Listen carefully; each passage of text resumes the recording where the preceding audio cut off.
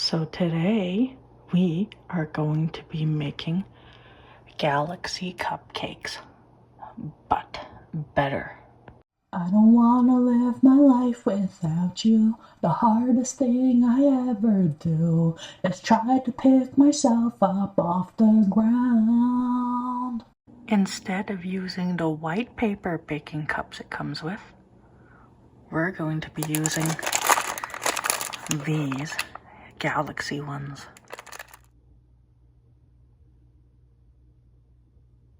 Now that we have added the frosting, it's time to decorate them. We are going to be adding some metallic silver stars to complement the white stars, and silver edible glitter to make it look like meteorite dust in space.